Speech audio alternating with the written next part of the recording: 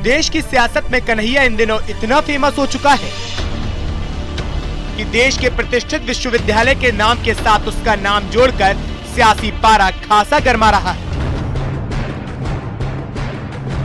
मामला राष्ट्रद्रोह से जोड़ा जा रहा है। जहां बीजेपी भी इसे भुना रही है तो कांग्रेस भी इसमें कोई कोर कसर नहीं छोड़ रही। सियासी हंगामे के बीच कांग्रेस पर दबाव बनाने और आम जनता को उसकी नजर में गिराने के लिए देश प्रेम का माहौल बनाया जा रहा है, जिसको लेकर मध्य प्रदेश में बीजेपी नेताओं ने प्रदेश में संभागीय मुख्यालयों पर पत्रकार वार्ताएं की। भाजपा ने राहुल गांधी पर निशाना साधा और कहा गया कि अभिव्यक्ति की आजादी के नाम पर पाकिस्तान जिंदाबाद के नारे लगे, अफजल की बरसी मनाई गई, भारत के टुकड़े करने की बातें की गई और एक राष्ट्रीय राजनीतिक पार्टी के उपाध्यक्ष उन मुट्ठीभर लोगों का समर्थन कर रहे हैं। भाजपा ने राहुल गांधी पर सवाल उठाया और कहा कि ये कैसी राजनीति है। जेएनयू और जाधवपुर विश्वविद्यालय में आस्तीन में छिपे सांप सामने आ गए हैं। जो भी पार्टी इनका समर्थन कर रही है उनका देश के गद्दारों के साथ गठबंधन उजागर हो गया है। जेएनयू में लगे कथित तौर पर देश विरोधी नारों के विरोध में मध्य प्रदेश भाजपा 21 फरवरी को पूरे प्रदेश में धिक्कार दिवस मनाने जा रही है। कार्यक्रम मंडल स्तर पर आयोजित किया जाएगा। इसके तहत बड़ा विरोध प्रदर्शन होगा, जिसके लिए गाइडलाइन भी तैयार है, जहां नेता राष्ट्र प्रेम की शपथ लेते और दिलाते हुए नजर आएंगे। कुछ मुट्ठी भर मन चले लोग ये करें और उनके पक्ष में, उनके समर्थन में और उनके बचाव में एक राष्ट्रीय दल के उपाध्यक्ष पहुंचकर उनका बचाव करें, ये उससे बड़ी निंदनीय घटना है। जेएनयू में इस घटना में शामिल लोगों के खिलाफ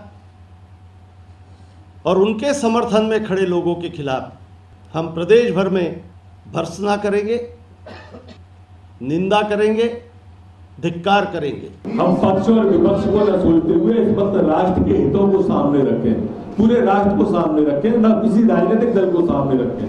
ये सब गुण है किसी भी राजनीतिक पार्टी के लोग हो या मैं हूं या आप हो, हम सबसे ऊपर राष्ट्र है और हम सबको मिलकर इस तरह के कृत्य को निंदित करना चाहिए और इन लोगों का कोई पक्ष नहीं लेना चाहिए, ऐसा मेरा विनम्र प्रार्थना आप सबसे भी है।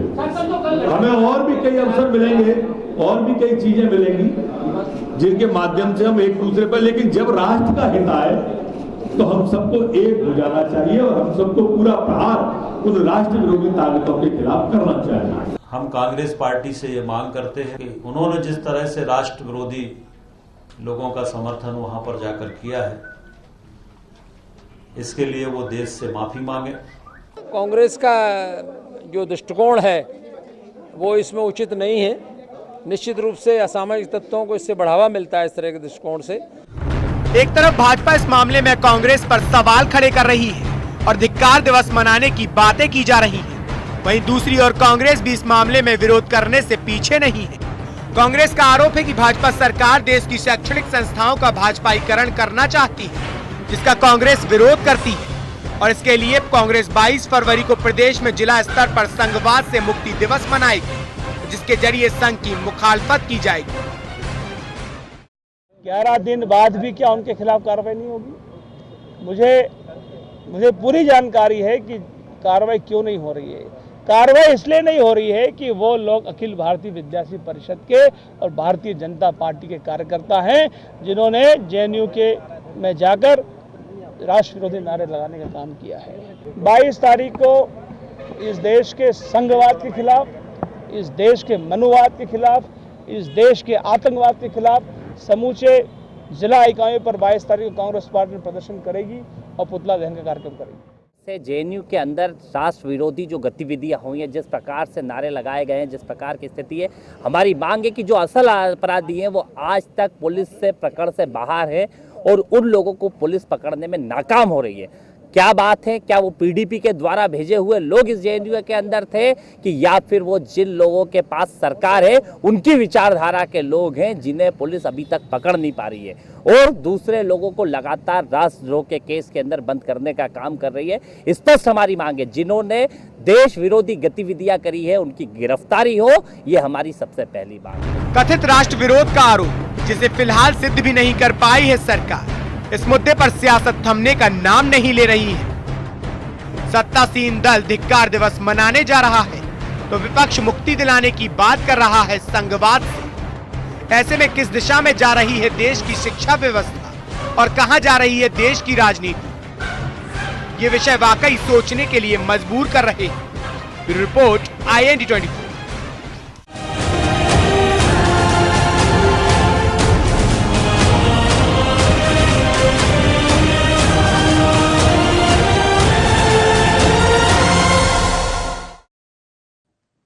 नमस्कार, IND एजेंडा में आपका स्वागत है। मैं हूं आपके साथ नवीन पुरोहित।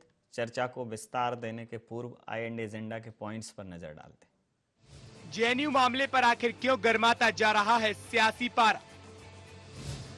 धिक्कार दिवस मनाकर आखिर क्या सिद्ध करना चाहता है सत्तासीन दल? आरोप के मुताबिक क्या वाकई शैक्षणिक संस्थाओं का भगवाकरण कर रही है सरकार? संघवाद मुक्ति दिवस जैसे विरोध से आखिर क्या हासिल करना चाहता है विपक्ष? देशभक्त कौन, एक बड़ा प्रश्न, एक यक्ष प्रश्न।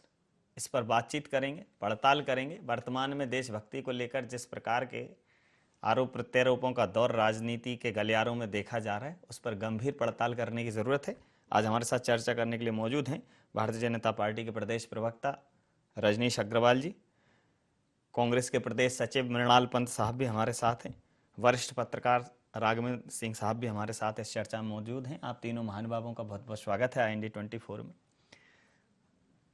तो जिस प्रकार से JNU के मामले को लेकर भारतीय जनता पार्टी का जो रुख सामने आया है कि राष्ट्रद्रोह किसी कीमत पर नहीं, किसी भी प्रकार से राष्ट्र के खिलाफ बात करने वाले व्यक्तियों से कोई वास्ता नहीं रखा जाएगा, कोई नाता नहीं रखा जाएगा, उनसे किसी भी प्रकार की नरमी बरतने की उनके प्रति हमसे कोई उम्मीद नहीं रखे, इस प्रकार का एक संदेश भारतीय जनता पार्टी देती दिखाई दे रही है। रजनीश जी, इस मुद्दे पर जिस प्रकार से पार्टी ने स्टैंड लिया है और अब संगठन भी उस पर जो करने जा रहा है, धिक्कार दिवस आप मनाने जा रहे हैं, आपको क्या लगता है ये वाकई में आपका देश प्रेम है या एक राजनीतिक स्टंट? देखिए, मुझे लगता है कि जो JNU की घटना घटी वो मुझे लगता है आप सबको पता होगी। अफजल की जो बरसी का दिन था उसे शहादत के रूप में एक छात्र संगठन JNU का अपने कुछ मित्रों के साथ, मित्र संगठनों के साथ में कुलपति के पास अनुमति लेने के लिए गया कि हम इस प्रकार का कार्यक्रम करना चाहते हैं। कुलपति ने वो अनुमति देने से इनकार कर दिया।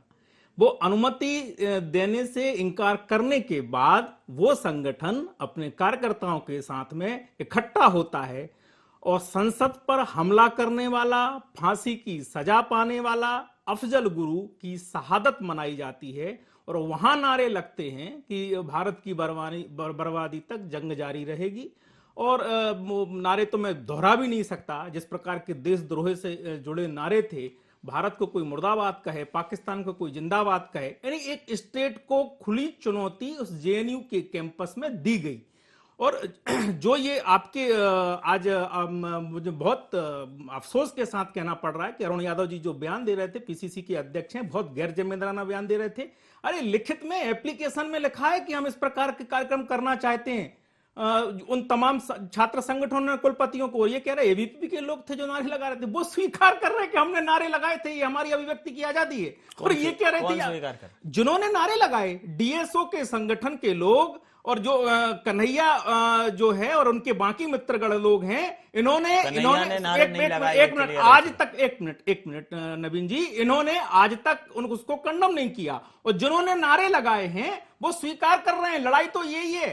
राहुल गांधी जी पहुंचते हैं, वो कहते हैं ये अभिव्यक्ति की आजादी है, आप अफजल गुरु के नारे किन्होंने लगाए? नारे स्वाभाविक रूप से कन्हैया के अलावा एक आध नाम बताओ। कन्हैया के अलावा उमर खालिद जो भी है वो नाम है, बाकी तमाम 9 नाम ऐसे हैं, 6 नाम ऐसे हैं जिनके खिलाफ FIR है। देशद्रोह की बात, देशद्रोह के आपके मतलब इतना आपके बक्ष स्थल पर इतना प्रहार किया और आपको उसका नाम तक याद नहीं है? नहीं, बिल्कुल मैं नाम उच्चारण भी करना नहीं चाहता। नाम सुनिए ना, घृणा से लीजिए ना, कोई समस्या नहीं। मुझे अपने सारे दुश्मनों के नाम बखूबी आपको पता होगा, बहुत अच्छी बात है लेकिन मेरी बात पूरी सुन लीजिए। मात्र केवल नाम पता होना या नहीं होना या 6 नाम कौन थे, पता होंगे तब तो कार्रवाई करेंगे, नहीं तो उठाए किसी को भी धर कार्रवाई देंगे। रजनीश अग्रवाल को नहीं करनी नवीन जी। एक कार्रवाई जिस पुलिस को करनी है, उस पुलिस की एफआईआर में उनके 6 लोगों के नाम दर्ज हैं और जिनको गिरफ्तार करना है उनको गिरफ्तार है। ये मजाक का या केवल मुझे नाम याद है, इसका चर्चा का विषय नहीं है। जिस प्रकार की घटना वहां घटती है और उसको अभिव्यक्ति की आजादी का नाम दिया जाता है,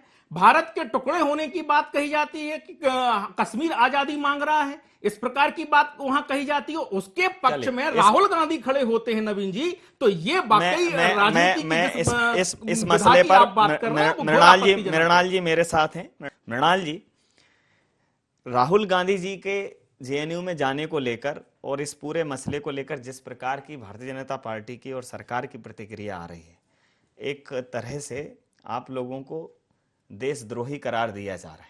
यहाँ ये गंभीर पड़ताल होने की जरूरत है कि आखिर इस मामले में आपका स्टैंड क्या है? देखिए, जेएनयू वाले मामले में भारतीय जनता पार्टी और केंद्र की सरकार द्वारा पूरे देश में एक भ्रम फैलाने का प्रयास किया जा रहा है। सबसे पहले तो मैं साफ कर देना चाहूँगा कि कांग्रेस पार्टी जेएनयू की घटना की घोर शब्दों में निंदा करती है और इस तरह के राष्ट्र विरोधी नारे या हरकतें देश के किसी भी भाग में, खास तौर पे विश्वविद्यालय में, कांग्रेस पार्टी और उससे जुड़े हुए छात्र संगठन किसी भी हालत में बर्दाश्त नहीं करेंगे। हमें तो इस बात पर भी संदेह उत्पन्न होता है, सवाल पैदा होता है कि केंद्र के मानव संसाधन विकास मंत्रालय के अधीन काम करने वाले जेएनयू के कुलपति ने पहले डीएसओ को इस तरह का कार्यक्रम आयोजित करने की अनुमति कैसे दे दी, जिसे उन्हें बाद में वापस लेना पड़ा। 2 दिन तक पूरे विश्वविद्यालय में इस तरह के अफजल के फोटो के साथ पूरे विश्वविद्यालय में 2 दिन तक हर जगह पोस्टर चिपके रहे। दिल्ली की पुलिस को, आईबी को, केंद्र की सरकार को, जेएनयू के प्रशासन को बिल्कुल पता नहीं चला।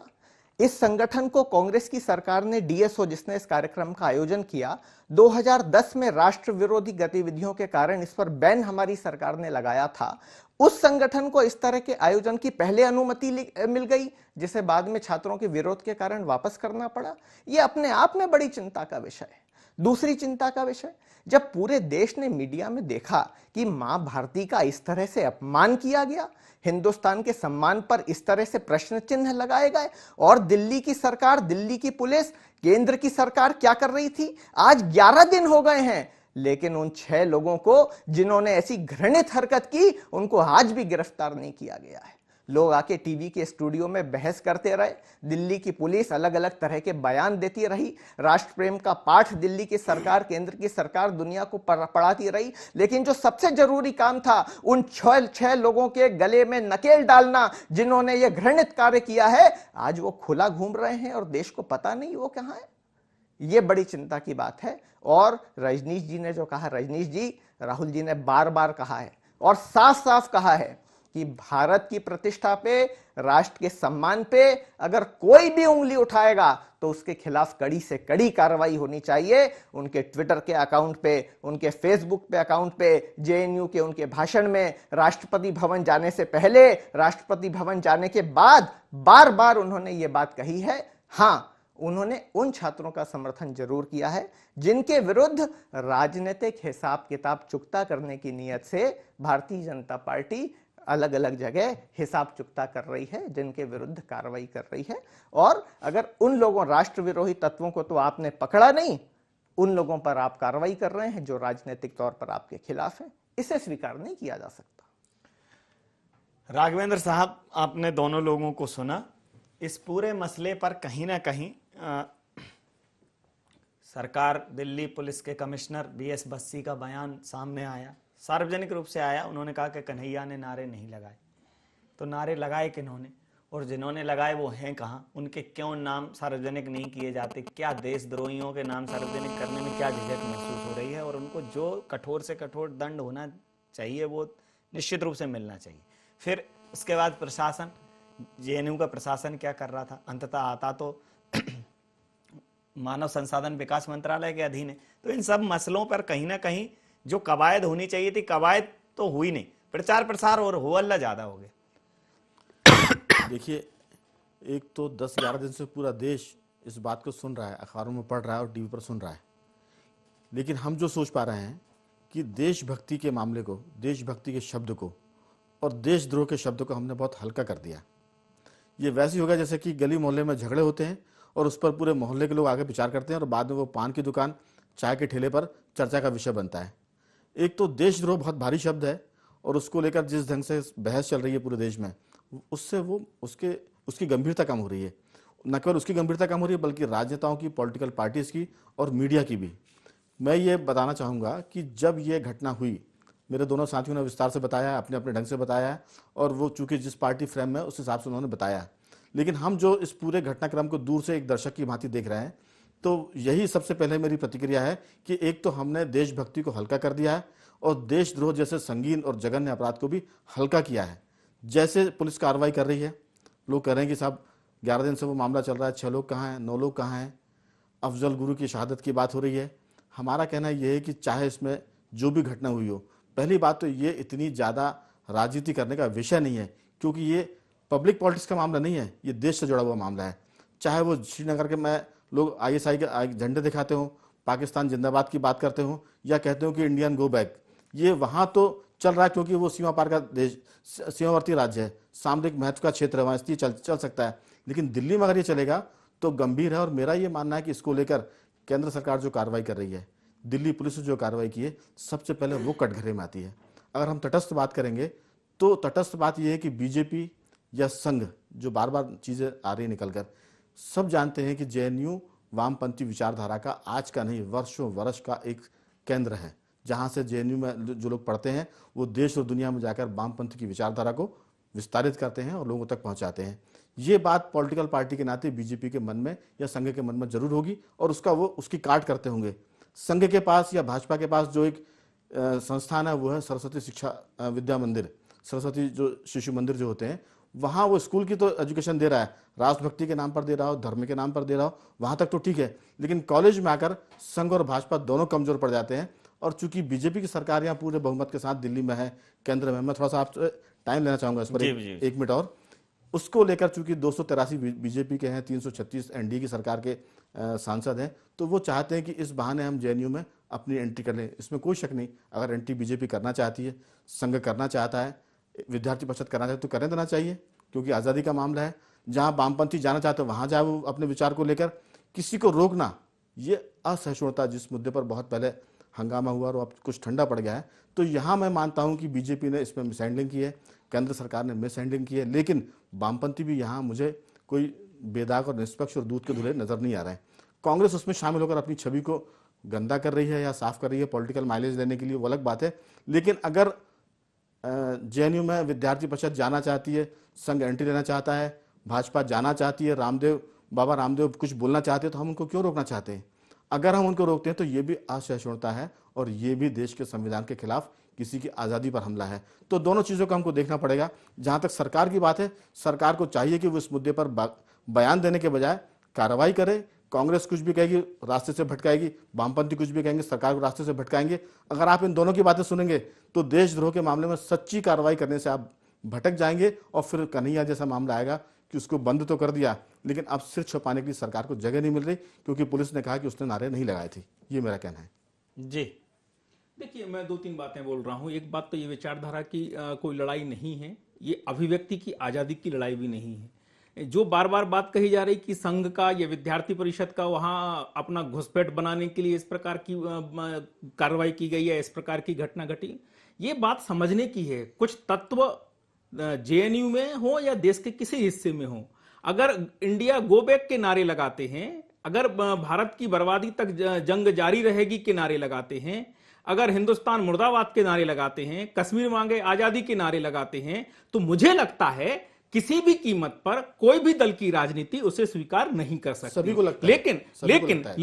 लेकिन इस पर राजनीति खड़ी करने की कोशिश, अभिव्यक्ति की आजादी, अभिव्यक्ति की नवीन जी, अभिव्यक्ति की आजादी बनाई जाने की कोशिश, वहां वामपंथी नेता पहुंचे, वहां राहुल गांधी पहुंचे और कहें कि अभिव्यक्ति की आजादी पर कुठाराघात हो रहा है, और यहाँ किसी दल का या वर्चस्व बढ़ाने की कोशिश है, और स्वीकार नहीं है।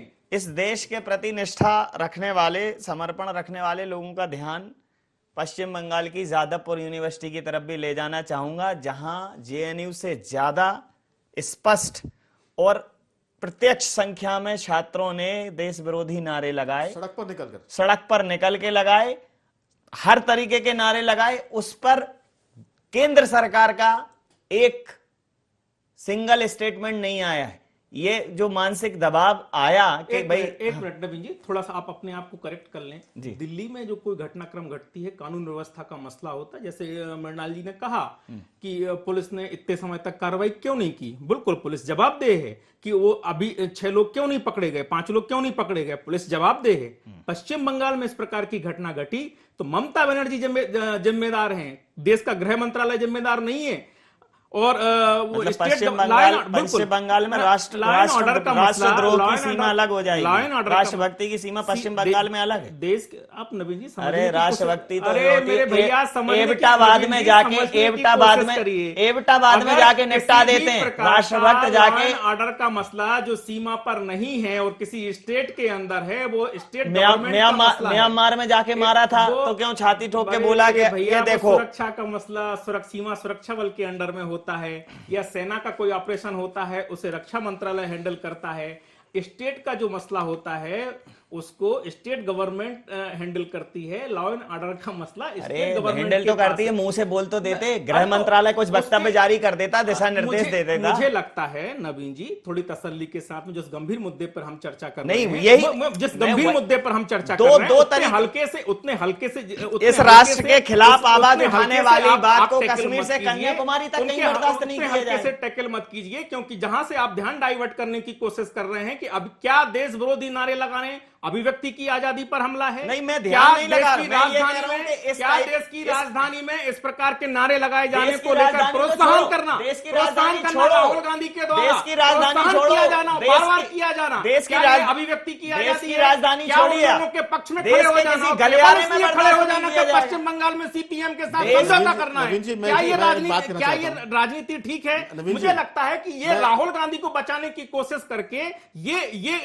इसमें किसी को बचाने की कोशिश नहीं, बनाने की बात, किसी को बचाने की कोशिश नहीं, नवीन जी बनाने की कोशिश मत करिए। मैं कहता हूं अगर भारतीय जनता पार्टी ने कोई गलती की है, जैसे इन्होंने कहा कि वहां की पुलिस ने टीडीपी से समझौता करके कोई गलती नहीं की, लोकतांत्रिक पार्टी है, राष्ट्रीय राजनीतिक दल के तौर पर उसकी मान्यता है। आप कैसे कह सकते हैं? शपथ लेकर वो चुने हुए लोग हैं, लोकतंत्र में कश्मीर भारत का हिस्सा है, जम्मू कश्मीर वो चुने हुए लोग हैं, आप कैसे उनको कटघरे में खड़ा कर सकते हो? उनके साथ में ये सरकार बनाए तो वो देशभक्त है, हम सरकार बनाए तो वो पापी हो गए। मुझे लगता है आपकी परिभाषा तो कम से कम नवीन जी ठीक होनी चाहिए। मेरी परिभाषा वो राष्ट्रीय राजनीतिक दल के तौर पर मान्यता प्राप्त लोग हैं भाई, और ऐसे आप उनको कटघरे में खड़ा करके कैसी कोशिश कर सकते हैं? पीडीपी ने अफजल की फांसी का विरोध किया था। देखिए, दो बातें अलग हैं, सैद्धांतिक विरोध करना और उसको लेकर प्रोटेस्ट करना, मार्च करना, ये देशद्रोह की श्रेणी में आता है। वहां भी कोई अतिवादी अलगाववादी काम करता है तो उस पर भी देशद्रोह का मसला चला करता है। इसलिए मुझे लगता है कि इसको हल्के से नहीं लिया जाना चाहिए। मैं तो ले ही नहीं रहा हूं हल्के से, तभी तो कह रहा हूं इसको राजनीतिक फायदा इस बात का किसी को नहीं लेने दिया जाएगा, हो या नुकसान हो नहीं लेने दिया जाएगा। राष्ट्र के नाम पर राजनीतिक फायदा नहीं लेने दिया जाएगा, किसी को फायदा हो, राष्ट्र और धर्म के नाम पर किसी को राजनीतिक फायदा नहीं लेने दिया जाएगा। उसको फांसी दीजिए, उसको फांसी दीजिए, मत कहिए कि ये बंगाल में, ये असम में है, गोवा में, फांसी दीजिए। फांसी देना मेरे और आपके हाथ में। हाँ, तो बस फिर आप ये मत कहिए, हाथ में है, ये मत कहिए कि वो कार्रवाई करना, अगर आपके हाथ कार्रवाई करनी चाहिए, अगर आपके कानून चाहिए। के हाथ इस देश में इतने छोटे कर दोगे कि पश्चिम बंगाल में देश के विरोध में कोई आवाज उठाएगा तो आप ममता बनर्जी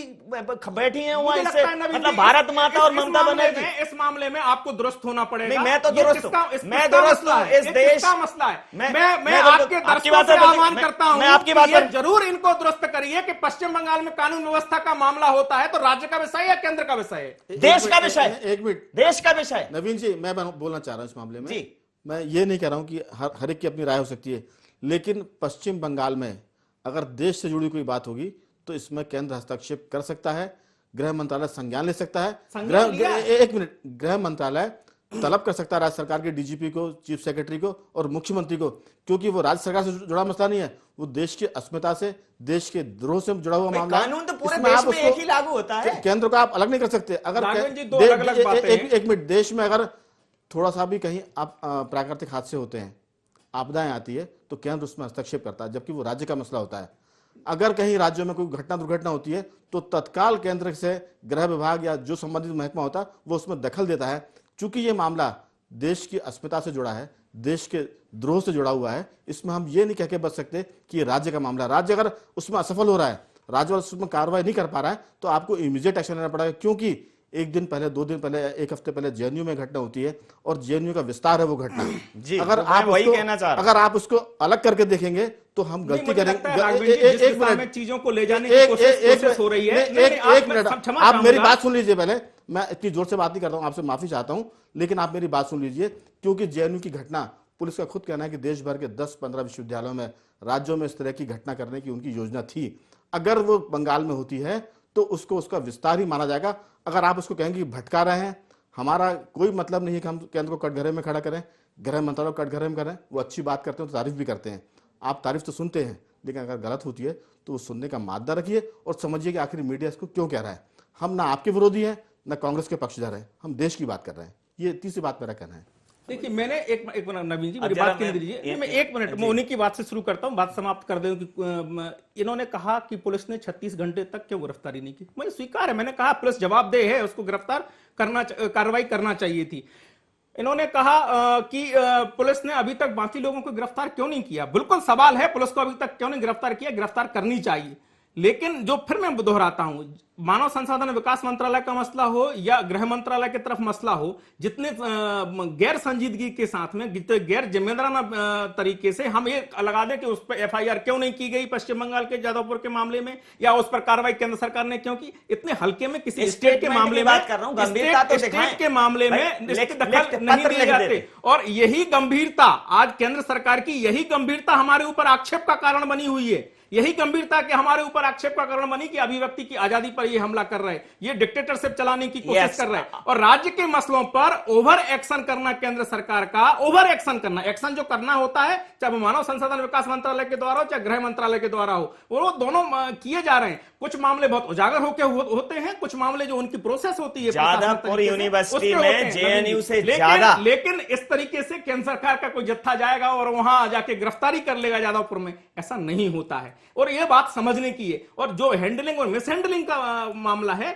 जो केंद्र सरकार में जिम्मेदार लोग बैठे हैं वो भी इस बात को बखूबी समझते हैं। लेकिन जो बात है कि इस पर जो राजनीति खड़ी करने की कोशिश हो रही है, सारे राजनीतिक दल एक तरफ खड़े होकर क्यों नहीं कहते कि देश विरोधी नारे लग रहे हैं, ये गलत हैं, ये अभिव्यक्ति का आजादी का मसला इससे जुड़ा हुआ नहीं है। सारे राजनीतिक दलों को यह कहना चाहिए, कोशिश क्यों करते हैं। हाँ, तो मैं आपको एक और बात बताऊं, ये जो विश्वविद्यालय अधिनियम में आप ये पढ़िए, सीधा सीधा केंद्र का दखल होता है, मानव संसाधन विकास मंत्रालय का सीधा सीधा दखल होता है। आप भी ये जानकारी दुरुस्त करिए कि यूनिवर्सिटी अधिनियम में क्या चीजें हैं। खैर, तो आप भैया कि मानव संसाधन विकास मंत्रालय ने एक स्टेटमेंट बताओ आप जेएनयू के अलावा, आप एक स्टेटमेंट देना, तो फिर जेएनयू का भी मत दो, फिर जेएनयू का मत दो, कार्रवाई करो। चल, आपकी बात पर प्रतिक्रिया ले, आपकी बात पर प्रतिक्रिया ले लेता हूं। मैं फिर कह रहा हूं, पुनः कह रहा हूं कि कार्रवाई इस देश के विरोध में पश्चिम बंगाल क्या, जब रविंद्रनाथ टैगोर ने ये देश लिखा तब लिखा कि पंजाब, सिंध, गुजरात, मराठा, द्राविड़, उत्कल, बंग, उसमें नहीं लिखा उन्होंने कि ममता बनर्जी है इसलिए उसको तंग कर दो। ये हो सकती है आपकी सोच, लेकिन कश्मीर से कन्याकुमारी तक भारत एक है, संविधान एक है, राष्ट्रपति एक है, कानून एक है। राष्ट्रद्रोह पर दुबकना, किसी जगह पे खुल के आ जाना, ये जो दो बातें इनमें समझने की कोशिश की जा रही है कि वाकई में राष्ट्रभक्ति है या फिर राजनीतिक स्टंट। मृणाल जी से बात कर लेता हूं, आप मृणाल जी से बात कर लेते, पश्चिम बंगाल में ममता बनर्जी, मृणाल जी से बात कर लेता हूं। राष्ट्रद्रोहियों पर कार्रवाई करने का जो राष्ट्रीय विमर्श है, उसमें पूरे देश की भावना के साथ कांग्रेस पार्टी भी खड़ी हुई है। पर चिंता की बात यह है कि 11 दिन इस घटना को हो गए, जो वीडियो पूरे देश के सामने आया, 11 दिन तक दिल्ली की पुलिस ने उसको जांच के लिए फोरेंसिक लैब में नहीं भेजा। हर दूसरे तीसरे दिन बात आ रही है कि वीडियो के साथ अलग अलग तरीके से छेड़छाड़ की जा रही है। कई बार ऐसा लगता है कि दिल्ली पुलिस क्या इन दोषियों को बचाने की कोशिश तो नहीं कर रही। ऐसा भी सवाल खड़ा होता है कि जो अफजल गुरु पूरे देश की नजर में आतंकवादी है, हम सब उसको एक आतंकवादी मानते हैं और उसको सुप्रीम कोर्ट ने इसी कारण देश के विरुद्ध देशद्रोह करने के कारण फांसी की सजा सुनाई। क्या कारण है कि राष्ट्र के प्रति समर्पण की परिभाषाएं इस देश में बदल रही हैं। जेएनयू में तो हम पूरे देश में उसको आतंकवादी कहना चाहते हैं, लेकिन कश्मीर में पीडीपी की सरकार उसको शहीद का दर्जा देने के लिए कैबिनेट की बैठक में प्रस्ताव ला रही है। उसकी बरसी पे 15-15, 20-20 विधायक जलसे आयोजित करते हैं। उस सरकार के मुख्यमंत्री जब आयोजन करती हैं तो भारतीय जनता पार्टी के जम्मू कश्मीर के 15-20 विधायक उनके समर्थन में खड़े रहते हैं। और वही सरकार जो उसको एक शहीद का दर्जा दे रही है, उसको सैद्धांतिक तौर पर आप वहां पर समर्थन दे देते हैं। तो ये राष्ट्र प्रेम को लेके अलग अलग क्षेत्र में अलग अलग व्याख्याएं, अलग अलग परिभाषाएं, अलग अलग लोगों को राष्ट्रद्रोही ठहराने की साजिश, ये बात समझ से बहुत परे है। और रजनीश जी, मैं साफ तौर पे कहना चाहता हूं, जेएनयू की घटना से किसी पार्टी विशेष का दिल नहीं, पूरे देश का दिल दुखा है। इससे हमें भी बहुत पीड़ा हुई है और ऐसे लोगों के खिलाफ राष्ट्रीय सहमति के साथ लड़ाई लड़नी चाहिए। पर विरोध कांग्रेस पार्टी का इस बात से है कि कृपा करके इसको राजनीतिक हिसाब किताब चुकता करने का अवसर मत बनने दीजिए। ये देशद्रोहियों के खिलाफ लड़ाई लड़ने का समय है जिसमें पूरे देश को राजनीतिक तौर पर एक दिखाई देना चाहिए। और इस अवसर को खासतौर पे उस पार्टी के खिलाफ जिसने इस देश की स्वतंत्रता की लड़ाई का नेतृत्व किया, जिसने इंदिरा जी और राजीव जी जैसे लोगों का बलिदान दिया, उसके खिलाफ राजनीतिक हिसाब किताब चुकता करने के लिए उपयोग किया जाएगा। तो ये दुख की बात। मैं ये चर्चा निश्चित रूप से मैं चर्चा समाप्त नहीं करूंगा, मैं ये चर्चा जारी रखूंगा। मुद्दा गंभीर है, बिल्कुल इस चर्चा की तह तक जाएंगे। तो हम ये चर्चा जारी रखेंगे। एक छोटे से समय अंतराल के बाद एक बड़े से मुद्दे पर चर्चा करेंगे। मिलते हैं एक छोटे से समय अंतराल के बाद।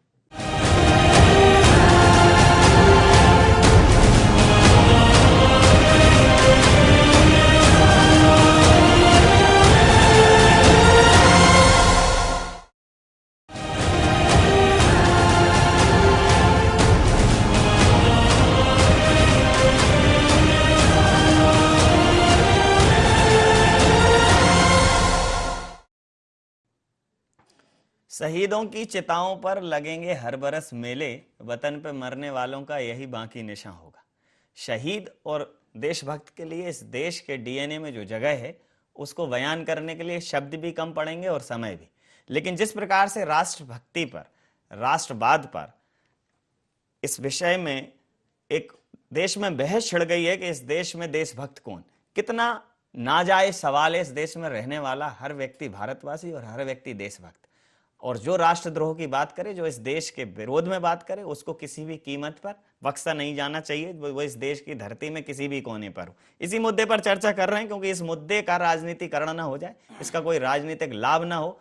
जो इस हमारे देश में तथाकथित लोग हैं, इसका ऐसा स्वरूप ना बदल दें ताकि आगे आने वाले समय में इस देश को, इस देश की युवा पीढ़ी को कोई खामियाजा भुगतना पड़े। चर्चा में हमारे साथ हमारे मेहमान मौजूद हैं। मैं सीधा रुख करूंगा रजनीश जी की तरफ। रजनीश जी कुछ कहना चाह रहे थे। देखिए, पहली बात, जो बात देशभक्ति की परिभाषा या देशद्रोह की परिभाषा की करी जा रही है, ये नैतिक तौर पर अलग अलग मान्यताएं हो सकती हैं, अलग अलग विचारधाराओं के हिसाब से अलग अलग परिभाषाएं हो सकती हैं। इसके बावजूद लेकिन भारत के तौर पर, जब हम एक देश के तौर पर विचार करते हैं तो संविधान में उनका उल्लेख है। जब ये फैसले लेने की बात न्यायालयों में होती है तो उन्हीं आधार पर लिए जाते हैं। जब देशद्रोह के मसले होते हैं, कोई किसी से छिपा हुआ नहीं है मामला, पहली बार ये पहुंचा भी नहीं है किसी भी न्यायालय में।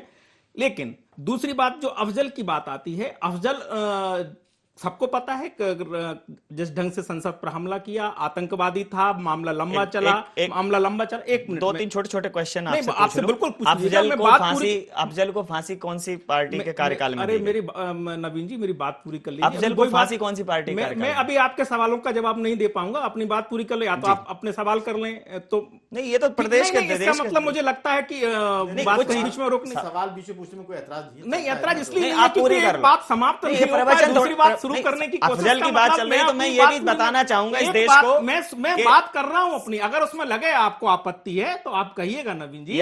दो इस देश को मैं दो आईने दिखाना चाहता हूं। एक, याकूब मेमन जैसे आतंकवादी के लिए इस देश की उच्चतम न्यायालय को 12-1 बजे तक चलाया गया और एक मौन रहने वाले प्रधानमंत्री ने शांति से एक अपराधी को, एक आतंकवादी को फांसी पर टांग दिया। बाद में परिजन तक ये आरोप लगाते नजर आए कि उनको सूचित नहीं किया गया, ऐसा नहीं किया गया। ये उस चुप व्यक्ति की सबसे बड़ी उपलब्धि थी इस देश के लिए।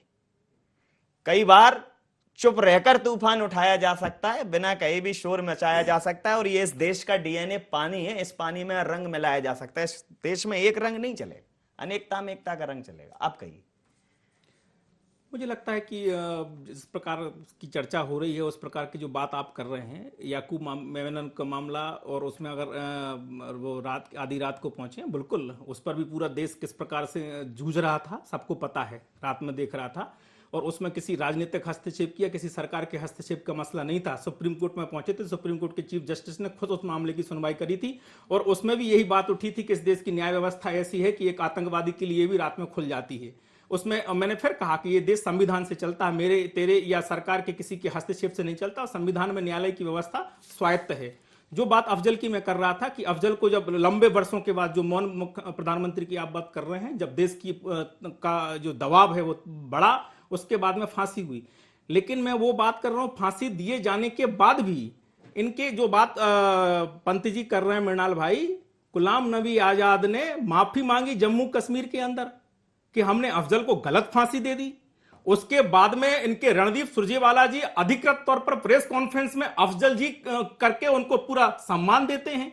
और मैं बहुत पुरानी बात नहीं कर रहा हूं, ये जेएनयू की घटना घटने के बाद की बात कर रहा हूं, और ये सबको पता है कि अफजल के शहादत के कार्यक्रम में वो लोग जुटे थे जो डीएसओ की बात कर रहे हैं, और उनके साथ तमाम गंभीर सवाल है, ये वो वहीं जुटे हुए थे। ये गंभीर और सवाल है, अफजल के मामले में भारतीय जनता पार्टी का क्या रुख है पूरा देश दुनिया जानती है। हम उसको लेके सांप्रदायिक करार दिए जाते हैं, हम उसको लेके अतिवादी करार दिए जाते हैं, हम उसको लेके प्रखर राष्ट्रवादी करार दिए जाते हैं, सब प्रकार के आरोप आक्षेप हम पर लगते हैं, कभी कम कभी ज्यादा, लेकिन वाली बात पूछ लूंगा। और गुलाम नबी आजाद ने माफी मांगी है, और ये दुनिया को पता है जिस प्रकार का रुख कांग्रेस ने लिया, ये क्यों लिया, और ये भी पता है कि राहुल गांधी का जो स्टैंड लिया है मृणाल भाई, वो भी देश दुनिया जान रही है, राजनीतिक पंडित जान रहे हैं। लेकिन देश विरोधी नारों के साथ में इस प्रकार का समझौता करना एक राष्ट्रीय राजनीतिक दल के तौर पर, वो भी कांग्रेस जैसे राजनीतिक दल के तौर पर, यह स्वीकार नहीं है। इतनी सी बात है, राजनीति करिए, आप नेताओं को कटघरे में करिए, भारतीय जनता पार्टी को आपको रास नहीं आता, आप खिलाफ में जो कुछ करना करिए, लेकिन देश विरोधी नारों के साथ में खड़ा हो जाना। अभी सवाल बहुत हैं, लेकिन अब पूछने का समय नहीं है।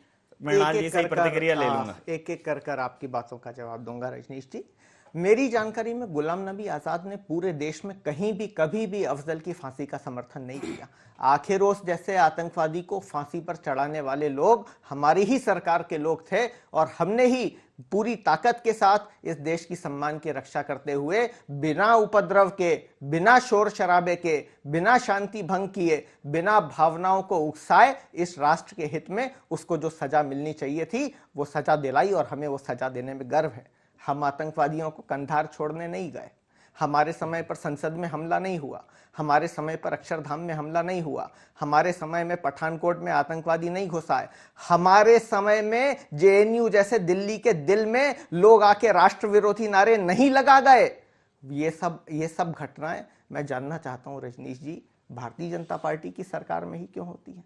और जहां तक रही राहुल जी की बात, राहुल जी ने बार बार कहा है, और उनको किसी और से राष्ट्र प्रेम का सर्टिफिकेट लेने की जरूरत नहीं है। राहुल गांधी ने कभी भी राष्ट्र विरोधियों के पक्ष में कोई आवाज नहीं उठाई। हाँ, उन्होंने राष्ट्र प्रेम के नाम पर, अति राष्ट्रवाद के नाम पर राजनीतिक हिसाब किताब चुकता करने की नीयत पर सवाल उठाई है, और उसको जेएनयू के प्रकरण से जोड़कर मत दीजिए, क्योंकि वो 1 साल से इस तरह की बात करते रहे हैं। देश की बात पर रजनीश जी इसको राजनीतिक विचार के प्रपंच में नहीं फंसाना चाहिए।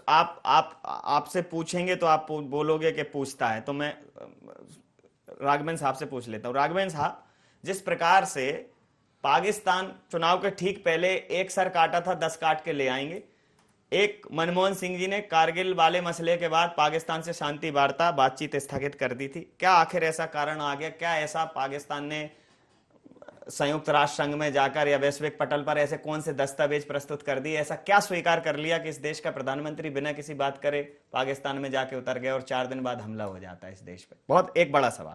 दूसरा सवाल ये कि क्या राष्ट्र प्रेम या राष्ट्रद्रोह की बात करने वाले लोगों के लिए अलग अलग मायने होंगे? क्या राजनीति से ऊपर उठकर इस मसले को, इस मुद्दे को नहीं देखा जाना चाहिए?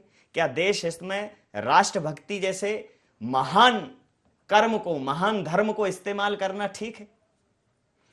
देखिए, मैंने तो शुरू में ही कहा था कि इस गंभीर मसले पर पूरे देश में राजनीति हो रही है, ये सबसे दुखद है। देशद्रोह जैसे संगीन मामले को भी हम लोग बहुत हल्का कर रहे हैं, जबकि देशद्रोह के बाद तो कोई चीज़ बचती नहीं बहस। अगर किसी पर देशद्रोह का मुकदमा है, मतलब उस पर कोई डिबेट नहीं होनी चाहिए, क्योंकि वो देशद्रोह का आरोपी है। लेकिन हम उस पर डिबेट कर रहे हैं। ये इस देश की माने, या तो मैं कहूँगा कि बहुत ज़्यादा अति अभिव्यक्ति की आज़ादी है, हम इस पर डिबेट कर रहे हैं। कुल मिलाकर इस पर पुलिस को काम करना चाहिए। पुलिस जो भी काम करे, अच्छा करे बुरा करे, कोर्ट इस बारे में डिसाइड करेगा।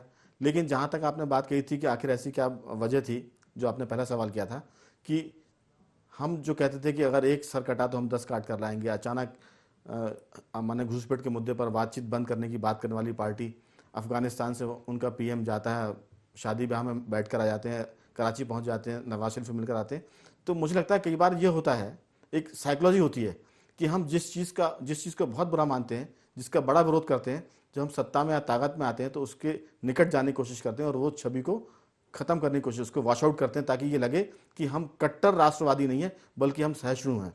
मुझे लगता है कि एक वो कोशिश है नरेंद्र मोदी की विश्व नेता के रूप में बनने की, ताकि वो ये बताएं कि हिंदुस्तान में कई वर्षों के बाद एक ऐसा प्रधानमंत्री आया जो अपने दुश्मन से भी 2 कदम नहीं बल्कि 10 कदम आगे जाकर बात करना चाहता है। तो एक ये उनकी रणनीति हो सकती है, वो अलग डिबेट का विषय है। लेकिन मैं जो दूसरी बात कर रहा हूँ, जो आपने कहा था कि ये बहुत गंभीर विषय है, इसमें हमारे पंडित जी एक बात भूल गए थे कि आखिर बीजेपी के समय संसद पर हमला क्यों होता है, पठानकोट मुल्क क्यों आते हैं, वो एक चीज़ भूल गए कि कारगिल क्यों होता है। लेकिन मेरा कहना यह है कि आप कहिए कारगिल क्यों होता है, पठानकोट क्यों होता है, लेकिन जब ये हो जाए तो इस पर कोई बात मत करिए, सिर्फ इस पर यह कहिए कि सरकार जो करेगी हम उसके साथ हैं। अगर आप इस पर डिबेट करेंगे, सरकार की नुक्ताचीनी करेंगे, तो कहीं ना कहीं हम दुश्मनों को मदद कर रहे हैं। वैसी बात अगर जेएनयू में कुछ हुआ है तो भले ही राहुल गांधी जी वहाँ चले गए, उनके लिए गए कि जिन पर पार्टी या सरकार या केंद्र सरकार हिसाब किताब चुकता ना करे पॉलिटिकली अपना, जरूर जाएं आप, लेकिन थोड़ा धीरज रखें, क्योंकि कांग्रेस देश की नंबर 2 पार्टी है। 60 साल उसने इस देश पर राज किया है और राष्ट्रीय उपाध्यक्ष राहुल गांधी उस पार्टी के। अगर वो ऐसा जल्दबाजी या बचपना करेंगे, थोड़ा सा धीरज रखते, क्योंकि सरकार के बाद अगर कोई जिम्मेदार पार्टी है तो कांग्रेस है, और कांग्रेस में कोई जिम्मेदार है सोनिया जी के बाद तो राहुल गांधी है।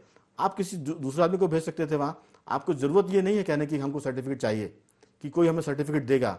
आपको तो सर्टिफिकेट दिया हुआ है, कांग्रेस आज़ादी दिलाने वाली पार्टी रही है। इसलिए आप अगर ऐसा कहते हैं तो आप खुद को छोटा करते हैं, कांग्रेस को हल्का करते हैं। बशर्ते मेरा सिर्फ कहना यह है कि इसमें अगर वो थोड़ा सा धीरज रखते हैं, उन्होंने जल्दबाजी कर दी, लड़कपन हो सकता है, कोई सलाह हो सकती है। कांग्रेस भी गलती कर रही है और केंद्र सरकार भी गलती कर रहा है इस मुद्दे पर, दोनों पार्टियां गलती कर रही हैं। इसलिए इतना गंभीर मसला भी आम जनता की बहस का विषय बन गया है। लोग इसकी माने मीडिया ट्रायल हो रही है इसकी, जबकि ये विषय मीडिया ट्रायल का नहीं है। आप देखिए पाकिस्तान को हम कुछ भी राष्ट्र कहें, लेकिन अगर वहाँ विराट कोहली के मामले पर एक आदमी ने तिरंगा झंडा उठाया तो 3 दिन में, हफ्ते भर में उसको सजा सुना दी गई। ये देशभक्ति है। तो देशभक्ति तो दिखनी चाहिए ना, आप करके बताइए। पूरा देश आपके साथ है। सरदार पटेल ने देशभक्ति बताई थी, पूरा देश उनको आज भी याद करता है। नेहरू जी को लोग कम याद करेंगे अगर देशभक्ति की बात आएगी। कांग्रेस के नेता सुभाष चंद्र बोस को पूरा देश याद करता है।